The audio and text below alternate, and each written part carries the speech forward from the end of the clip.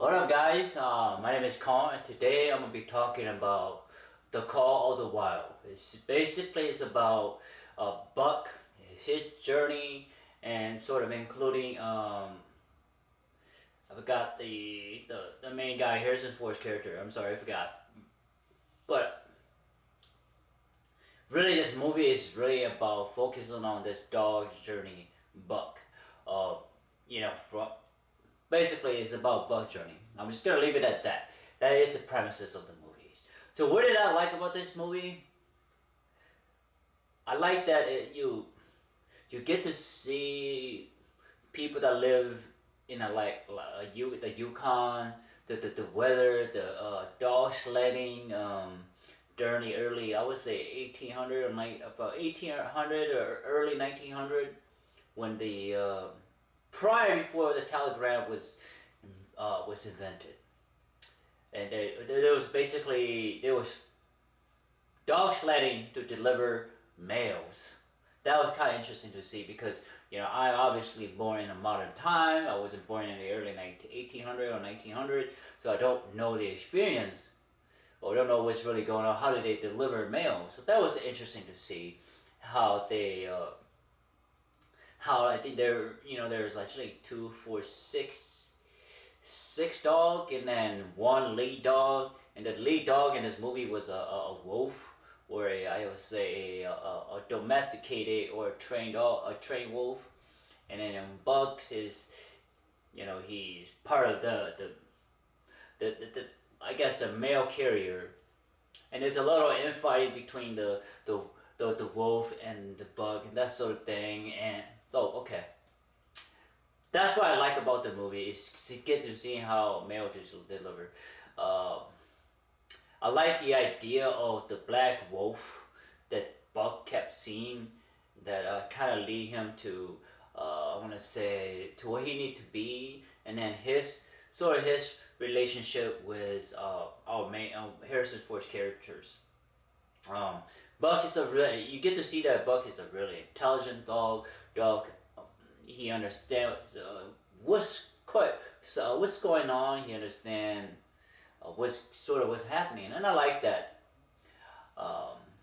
What I did not like was I feel like we got to see two main characters, Bugs and Harrison Ford's character, and then the villain. He came in so late in the movie, more like the third act of the movie, and it was like, why is he even in the movie, or why is he a part of the movie? It's just he's so late in the movie. He's just, I didn't really care about him. I was just like, all right, man, whatever. He was just a throwaway character. He wasn't that important. I didn't really care about him. What did he have to bring to the movie? What did he give? What kind of like perspective that he would give us, the audience? Nothing really. Just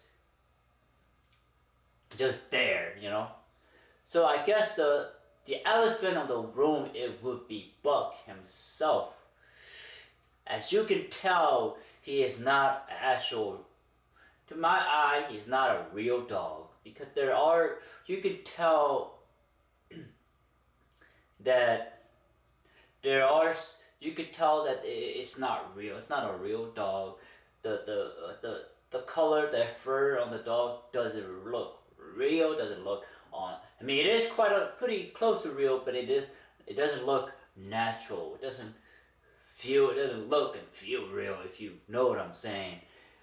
Dogs here have a very distinctive, unique color, texture to it. If you ever pet a dog or see a dog, you know what I'm talking about. In this movie, you can sort of tell that he's kind of fake.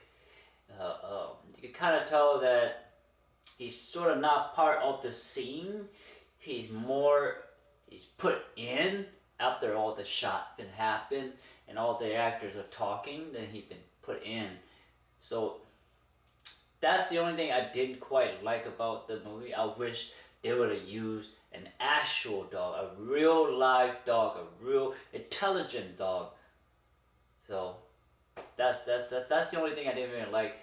Also, the story was okay in general.